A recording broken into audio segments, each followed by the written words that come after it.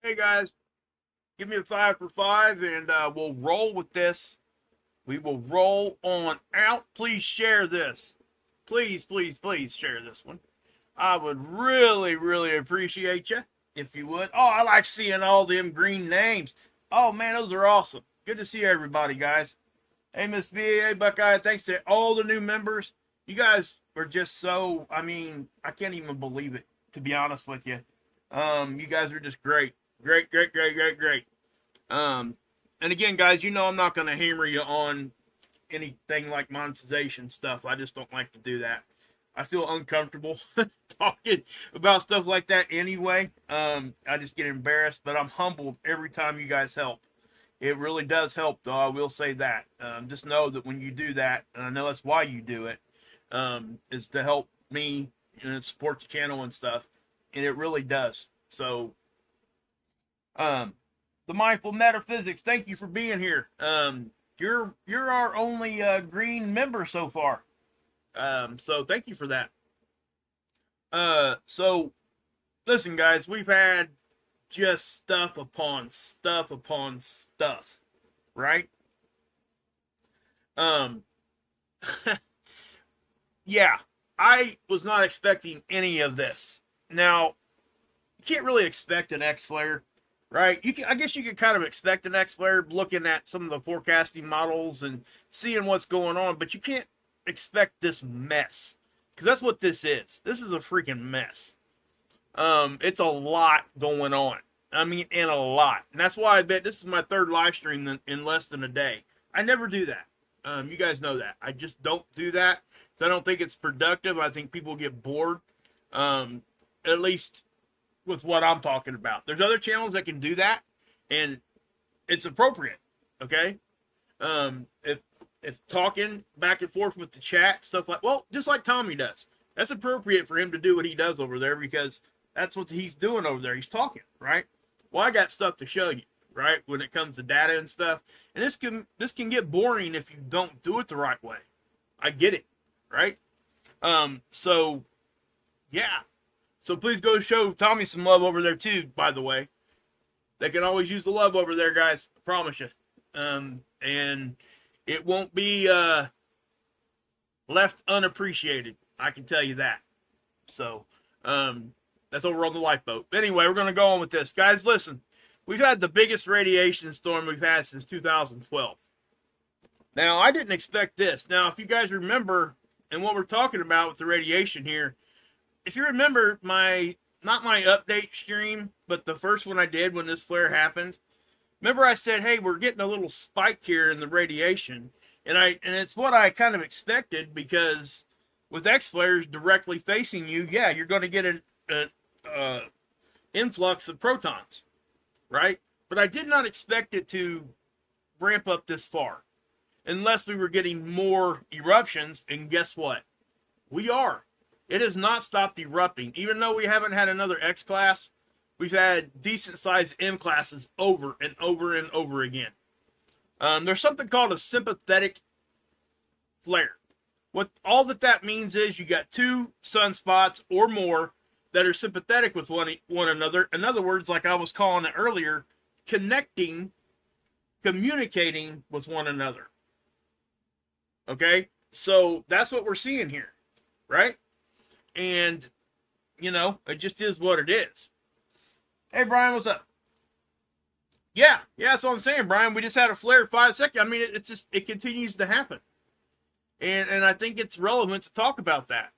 But what I want to say, if you remember me showing you guys Noah's forecast here in that first video, none of this stuff was here. None of it. Okay? Now, if we go back and we look at when this blew off right here. First thing on the day, on the 23rd, that's the X flare. Do you know when the CME is expected to hit now? A little, not even 48 hours from when that erupted.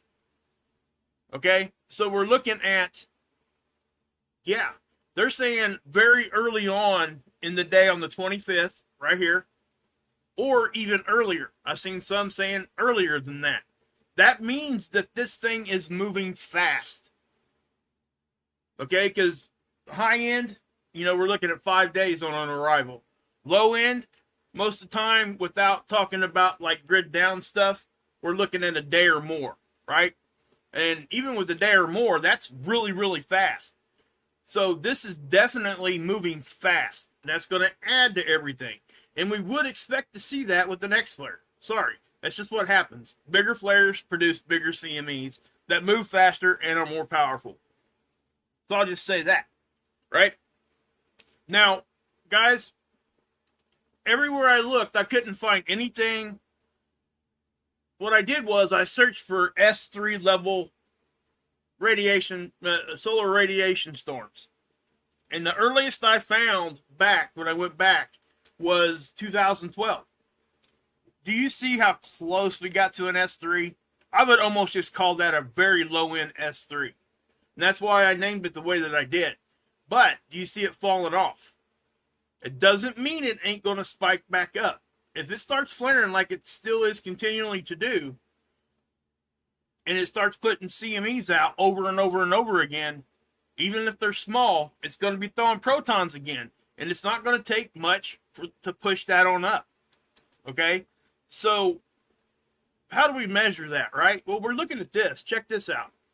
I know I can confidently tell you right now that I have never shown you guys this model and it looks like that. Okay? I never have. Because the last time we seen levels that high was 2012. At least from what I found through my research. If I'm wrong, I want somebody to correct me. So I don't want to be wrong on that, but I really did. I spent a couple hours looking at that stuff. And, with the multiple sites, just where they collect the data and stuff. Some colleges, official sites, NASA, NOAA, all the regular stuff that we can go to. And that's what we see. But check that out. Okay? What solid red on the poles here. The highest it'll show you is red.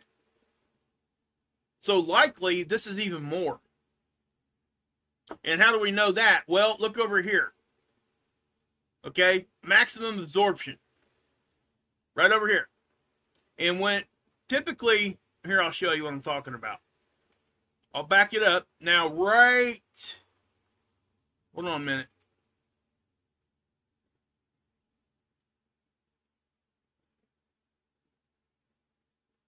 Trying to catch it here. Right there was the maximum of what we seen. Okay? See how that almost filled that in? So they're just showing you this is how they measure this. I'm not going to go into what the actual measurement is, but just know that I've never shown it to you that it looks like this. I just haven't. It most certainly is. Well, it's expected, but it's unexpected. Because I've not seen it look like that ever either. Because I've only been doing this for 5 years. So 2012 was 12 years ago, guys. So, that's significant, okay? And that's what I'm trying to say here. What wasn't the case back in 2012 is our magnetic field wasn't as strong. It was stronger back then, So we got to take that in consideration too. All that stuff plays a part. Look at the Aurora here. Now, we're seeing some geomagnetic storming, and, they were saying it was in between like a interaction zone, basically fast solar wind and low solar wind. That area in between those will produce a shock sometimes. And that's what they're saying is happening here. That's why we got to the G1 earlier. But my question is, then why did we spike back up?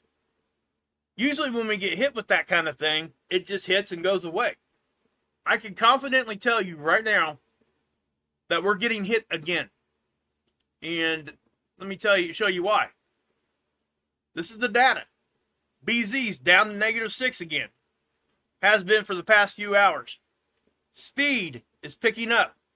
So if you want my opinion, and this is just an opinion, what's going on with this right now. Now, we probably did get hit with that interaction zone, right? I'm not saying that that didn't happen. I absolutely believe that that did. But I also know that when I show you guys this, remember this? Our old friend, the coronal hole? How long have I been talking about that? About 3 or 4 days. How long does that solar wind take to get here from a coronal hole? 3 or 4 days. My guess is we're seeing that coronal hole stream. Why do I care so much about that? Well, guess what? Now we're getting hit with that, and this big blast is right on its heels. So we've already got stuff around, and it's just going to add to it. So we're going to have to pay attention to this. They're talking G3, okay? That's pretty much the consensus. Spit it out, you hillbilly. But that's what we're talking about, right? And it's got potential to be bigger. And it's got potential to be a little bit lower, too. There's a range there that we kind of accept. You can't know exactly everything. But this is the velocity. This is our magnetosphere. And when we're looking at this, this is just speed on its own, okay? Sun's off to the left. Basically, this is our magnetosphere. You guys can think of it like the magnetic field. It's a little different in the way that they call it and the way that they graph this stuff. But as we go forward here, the red colors are the faster moving particles, okay? So you see how things are speeding up. Now, if we go down here and we look at density, the dark blues are the darker colors. That would be the more dense particles, right? And this is just showing you density. This is not showing you speed or anything else. Simply showing you in this position, visually, how dense the particles are. Because if you were just to look at this, you would think our bow shock wasn't there. It is there. It's just the particles on one side of it's the same density as on the other.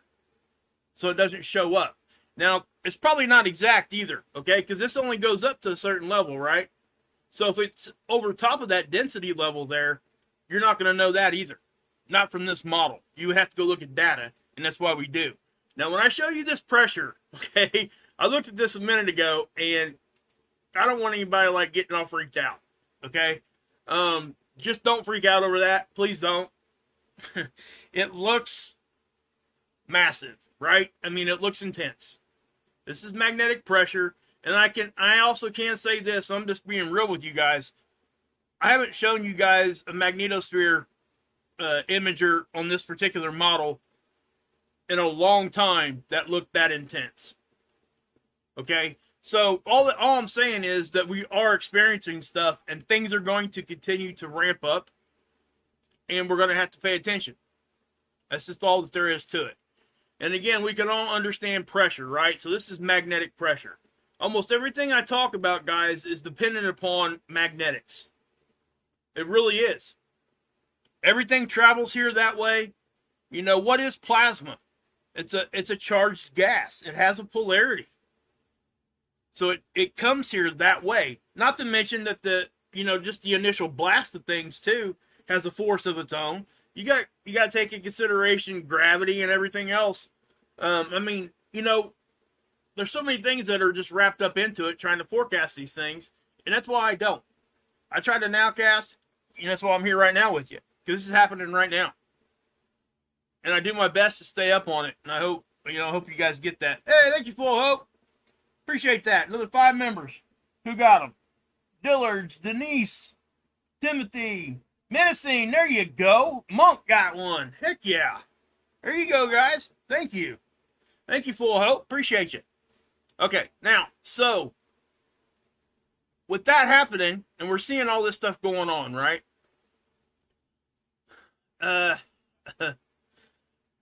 Here's the Aurora forecast. This is what it should be looking like right now. And none of this was forecasted like this yesterday. And for the life of me, I can't understand it. And the reason why is because if this is that coronal hole stream hitting, maybe they weren't taking in consideration the extra protons and stuff we got hanging around.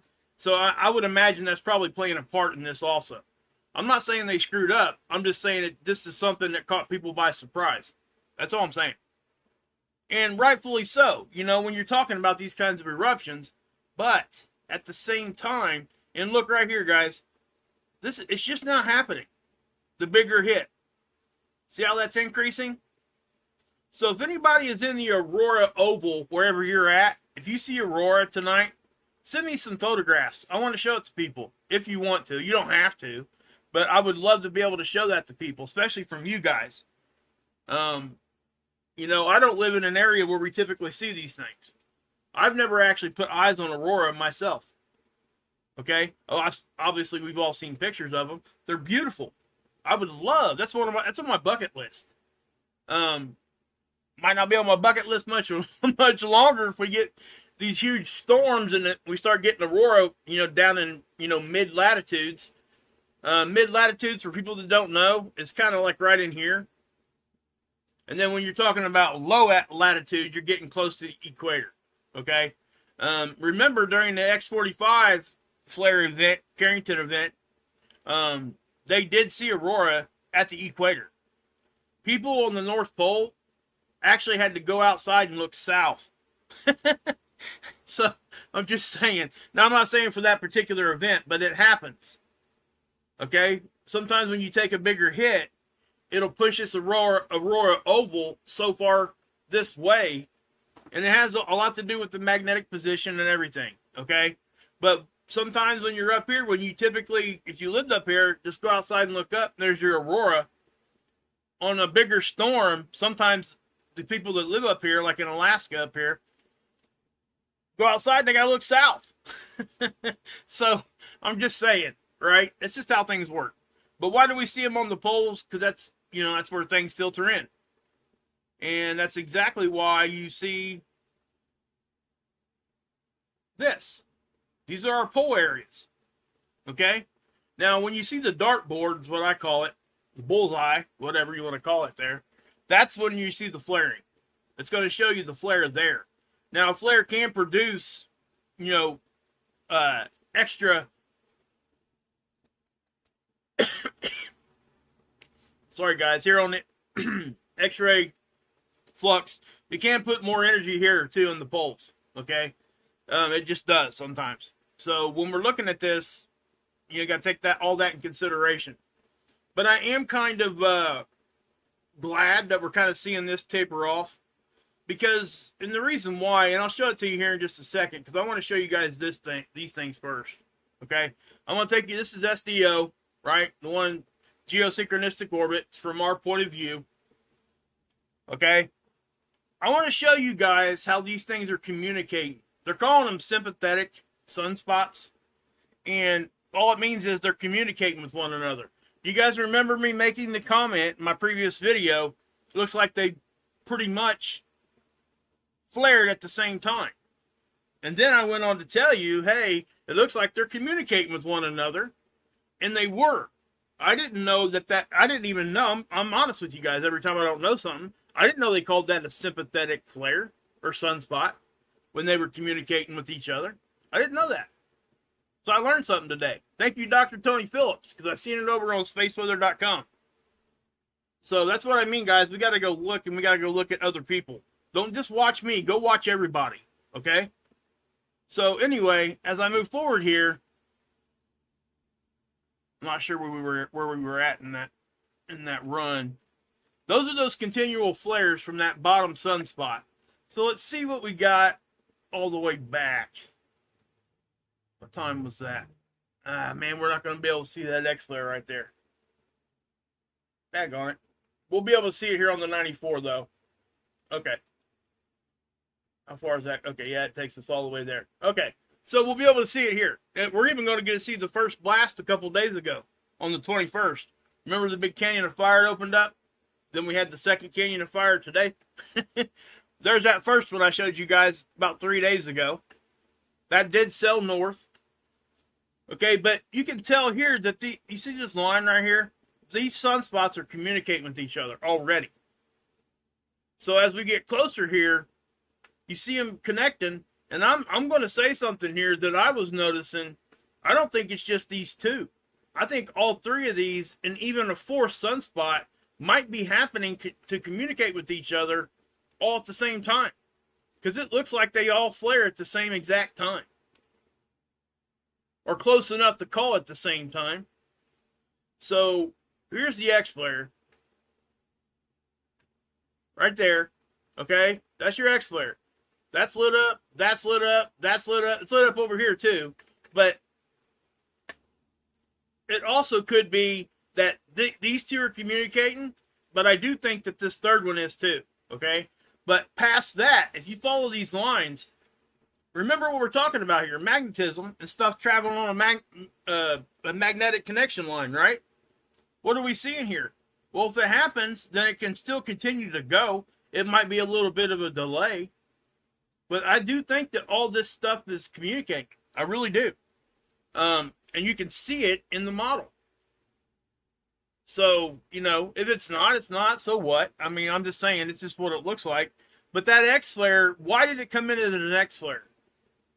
I'll tell you why. Because these both flared fairly big at the same time. And when we detect X-ray, we can't say it came from a specific spot on the sun. Unless it's the only spot there that flared. If these both flare at the same time, it's going to increase the overall X-ray, and it's going to come in higher. So remember that.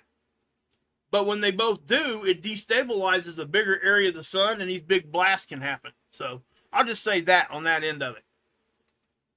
But we're going to keep an eye on this. The speed's already picking up, guys. So that's probably from the coronal hole. That's what I think. I think we're going to be back up into geomagnetic storm levels very, very shortly for this reason. You see this? That's the Aurora. That's pretty intense Aurora in the red. We don't see that unless there's geomagnetic storming happening. So I do think some of these new data points, when they start coming in, we're going to be back up into like a G1 again. And then we may sit there for a while, and then this, whatever blast we got from the X flare could be hitting. Okay? After that. And it's just going to add to the strength of everything. Now, so what are they forecasting? The official forecast is G1, G2. Right here. But most people are saying G3, G4. I'm just going to land where G3. I'm going in the middle right here. Okay? I do think there's, like I said earlier, a chance we could get to G4. And there's a chance that we might not get to G3. It really is going to depend a lot on this BZ. If this BZ, like the past few eruptions we've taken here, goes south, negative, yes, I think we're going to get G3 at least. Maybe even bigger. But if it goes north or stays close to zero, that means we're not coupled magnetically. Okay? So what that does is it starts to deflect because the polarity is the opposite. Or the same, sorry. Same polarities deflect each other, right? So when you got positive and negative, they're drawn to one another. So when we couple and all this energy passes that line that we're connected to the sun with, things just flow in. And it flows in other ways too. I'm not saying any of that. Hey, good to see you, Little V. Good gunslingers in the house.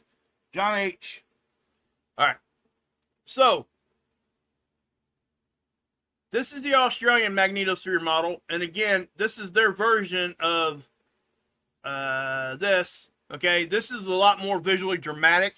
But I like this one better, believe it or not. It's more simple to understand. It's showing you the same information, the same data. This is the satellite line. I love that part of this. I wish they had that on the other one. Because what we get when we get hit, we'll get compression. Thank you, Genius. By the way, thank you for the super thanks earlier today, too. Man, you guys are just awesome. Thank you. Wow, guys. Anyway, that bounces, right? It's bouncing around. So it gets compressed, and then it shoots out. Everybody got them memberships. Tell her thanks. That's great stuff, guys. It really is. I get humbled every time. And I know I say that every time. But so what? I am. I'm going to say it. I'm humbled when you guys do that. Because I don't... Yeah, it's just not expected. And for you guys to think what I'm doing here is worthy of that. You know, I know you guys work hard. So to come out of your own issue with that and do this, it really does hit me. Okay? Just so you know, it's so appreciated. But anyway, so we get compression and then rapid expansion. So when we get hit, we'll compress. Our magnetic field will eventually win that battle. Okay, because the solar wind and the CME will either go away or the solar wind will slow down, and our magnetic field will win that, and it'll push back out to where it normally hangs out, or even further. Typically, it'll shoot out further than where it stays, and then it'll settle back into its normal position. Okay, it's called compression and rapid expansion. That's what they call it. So if I take you back to, let's go here. All right, so we're going to watch this again. This is going to bounce around. I'm only showing it to you for that reason. It is like a tuning fork almost. That's how these things hit us. This is giving us an image every minute. So it's pretty close to real time. Okay? And that's what I like this about that model. The NOAA model, this one here, is the same also. It gives you a capture every minute also. Right? Okay. Geoelectric field. This is the geoelectric field at the surface. This is what they use to bridge a gap between space weather and earthquake production. I seen Ron in here a minute ago. Hey, Ron, what's up, brother? You're going to get busy probably if you ain't already. I haven't looked. We know space weather affects. Hey, Mary. Yeah. I'm good. Thank you for asking, Mary. Yeah, my ear was bleeding, guys, that last live stream right there at the end. I'm not sure what happened. I think my dog might have scratched me, and then I itched it. I might have had a little sore there, but it was literally like dripping onto my shoulder. It was crazy. I don't know what the heck caused it. Anyway, but thank you for asking, Mary. I appreciate that. You know what, guys? I'm gonna stop right there and just say this. You love squirrels? I'm squirreling. You guys like those little squirrely? The solar squirrel squirrel. I love it. Triple S, baby. I want to comment on what Mary said there, okay? This is what's different than a lot of other channels. And I know I'm off the subject here just for a second, but I think it's important to say this. We are not only building a connection with each other, we're building a connection back and forth here through a screen, right? That's not easy to do. And the fact that we can do that and become to know one another at a level that you wouldn't expect, right? You know, it just is what it is. So I'll leave it at that. But I do appreciate that. And, you know, you're not going to get somebody in other people's chat ask about somebody's ear that was bleeding the stream before. You're not going to get that in most chats. It's important to point out because that's what you're going to get here. I'm not going to judge people, and we do have that relationship with one another, and that also allows us to be critical of one another also. We just respect. We keep moving, right? And that's what we're doing here. So that's enough said on that. So the geoelectric field is at the surface, and again, it affects seismic activity. Space weather does. So they're trying to integrate that now into the models to forecast earthquakes. That's just what they're doing. Okay? This is moving like expected. It's not something way out of the craziness. I just wanted to show it to you. That way you guys can see it. And again, these Aurora are going to do nothing but get stronger as this geomagnetic storm starts to arrive. And as you look at this sunspot here, guys. That is so complex, it's crazy. There are so many individual cores. I think they counted them, and it was like 40. And when you get that intermixing and the polarities start reconnecting, that reconnection causes flares. So this up here, even though overall, especially when it first began, was a lot bigger than this, we were expecting, you know, this one here to start the flaring. This one here is the one that was really popping off with the flares. It was kind of confusing. You know, you wouldn't expect that. But we're watching this one close. We're watching all these close because they're directly facing us now. And that's what I said earlier. We were experiencing before this a lot of that earth-facing quiet phenomenon. I don't know what causes it. I'm not even going to try to understand that yet because I don't think everybody understands it exactly yet either. But that is a phenomenon that we can observe. It's very observable.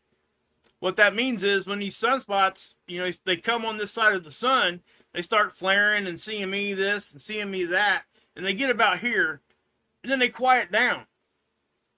And then when they get back over here, when they're not facing Earth directly again, they start flaring again.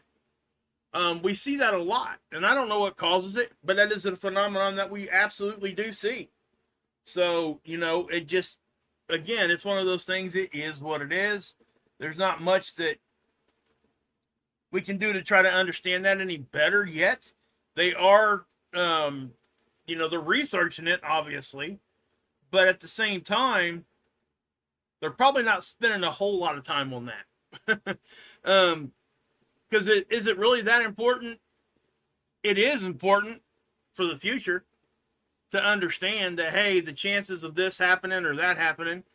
But for like immediate, like, hey, we need to look at this, I would say that probably takes a little bit of a back burner. But, it's all important. But at the same time, that's not going to put your lights out. That's all I'm saying. But yeah. So, guys, if this thing keeps flaring like this is, okay, man, I do think that with us hanging right here with the protons, it's not going to take much of another eruption to shoot us into S3 range. And I don't even know when the last time we had an S4. It would have been before 2012. Because I went back and I was trying to find the strongest solar storm with the lowest level. Okay, so I just what I was doing, I was searching for R3 storms, and the last one we had of those was 2012, at least from what I could find. So, and this, for all intents and purposes, was a S3. So what can we expect with that stuff, right? I mean, I know a lot of people ask that, and I'm gonna go over this with you real quick. Oh, before I do that, I meant to show you the models to confirm the CME. NOAA's model did update. Okay, so watch this. This is a top-down side cut. Okay, there's that CME. Okay, do you guys see how dead center that's hitting? NOAA's saying that. Now, it does look like it might go a little north, which is what I said earlier. A lot of it could be sailing north of us. But as far as east-west, it most definitely is online, okay, because it was right in front of us. But even the north-south is pretty close to centered up, okay? I mean, it's not exactly centered, but it's close enough. So you can see what they're saying here. That's 25 on the density. I don't agree with this. This radial velocity, that speed, it's going to be higher than 450 most likely. If it gets here in 2 days, it's definitely moving faster than 450 kilometers per second. If you guys want to know a rule of thumb, 400 is about 1 million miles per hour. So that's just a rule of thumb. Now you guys can do the math too with simple calculations, and there's apps for it and everything else. But they measure it in kilometers per second. But a rule of thumb, 400 is 1 million miles per hour. And it's not exact, but it's close enough to get you a good idea. So what I do want to show you, though, is NASA's version of this model. Because they did update. They finally updated it. And what are you seeing? That's a direct hit on all fronts there. Okay? So NASA thinks this thing's going to hit us right on the chin. Notice what it's doing to all the interplanetary magnetic field lines. That's the connections to the sun. Everything's connected to the sun. The Earth, satellites, all the other planets, everything. And they show it here with the planets and some of the satellites with these dashed lines. You don't get much centered up than this. And then over here on the right, guys, that is our orbital line stretched out in a straight line. It's just another visual we can use. We want more axes to look at so we get a better idea of direction. But it does not get more deep centered than that. Yep, there you go. Thank you, Deep Quake. Thank you for, man, I can't even tell you. Guys, he gifted, what was it, 30 memberships yesterday, Deep? Thank you so much. It really was. Again, I'm humbled. So thank you, brother. I really do appreciate it. But he's reporting on a magnitude 7 in New Guinea, Papua New Guinea. When did that happen? Yeah, it just happened about an hour ago, I guess, or maybe a little bit closer than that. But yeah, guys, when we start seeing this kind of activity, especially this, let's take you here. Coronal holes. Coronal holes most definitely affect seismic activity. These blasts do too, but the coronal hole more so does than anything. You'll hear a lot of people get put on quake watch and stuff like that with the coronal hole opening up. I'm not the quake guy, right? I don't know enough about it. I'm not confident enough to even talk much about it other than to report what's actually happening. I can't give you guys any good ideas on that. So Deep Quake knows way more than me. You know, there are a lot of people. Ron, there's Ron right there, 687.0. There you go, brother. Guys, Ron's got Emergency Management Associates. Okay. Hey, Andrea. Go over and check his channel out, please. That's the first place I go with earthquake stuff, guys. So, if that means anything to you, but I also encourage you guys to watch everybody and just pull it all. Get all the information you can and make up your own mind. So, but I did want to show you guys that. So, if anything else happens, guys, I promise you I'll be back on. Thank you guys for coming back again. Please share this one out. I think this is one of the more important ones that I've done in a while. And thank you for all the support I've been getting. All you guys. A lot of the names here are in green already. Seeing a lot of red Kool-Aid badges there. Yeah. I'm actually just floored by all that. So, thank you guys for supporting my family. Thanks you, all of that. And, but yeah. So, I'm going to try to earn all that, guys. So, just know that. Got some pretty cool stuff I'm thinking about doing, and I'm going to be mentioning it to you guys later on, but we'll figure all that out. So, yeah. But the normal content here is not going to change, just so everybody understands that too. So, I am going to pop off, guys. I may do another one late tonight. May not, just depends on what's going on. If anything gets worse, I will pop on and at least let you know that. If anything is kind of staying the same, we're just kind of sticking around and waiting, I might hold off, okay? Because I don't want to bore people, and I don't want to, just be here for no reason, is what I'm trying to say.